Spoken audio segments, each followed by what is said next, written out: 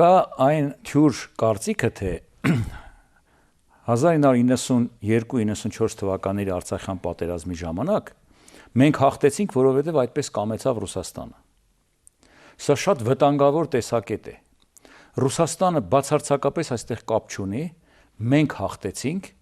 եւ այդ հաղթական երթի մեջ Ռուսաստանը համոզվեց, որ մենք տարածաշրջանում գործոնենք, եւ եթե ինչ-որ չափով օգնեց,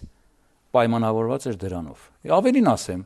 92 թվականի հունիսին, երբ որ մենք կորցրեցինք Շահումյանը, ինչու՞ չէ 91 թվականին կորցրեցինք Խանլարի շրջանի մի հատվածը, Գետաշենը, Կամոն, Մարտունաշենը, ինչով էր պայմանավորված։ Ռուսական գործոնով կորցրեցինք մենք, որտեղ Ռուսաստան այդպես կամեցավ։ Հələ ադրբեջանցիների հարցում պիտի ասենք, որ ձեզ էին օժանդակում ռուսները։ Ուրեմն տեսեք, մենք գործոն ենք եղել տարածաշրջանում,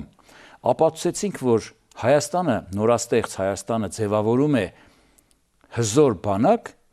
որը եղանակ է ստեղծում տարածաշրջանում եւ նոր եկավ Ռուսաստանի այսպես կոչված արդեն Գրաչովի օրոք հարաբերական օժանդակությունը, որովհետեւ նրանք հասկացան, որ մենք ռուսասեր լինելով, ֆորպոստ հանդիսանալով իրենց համար գործոն ենք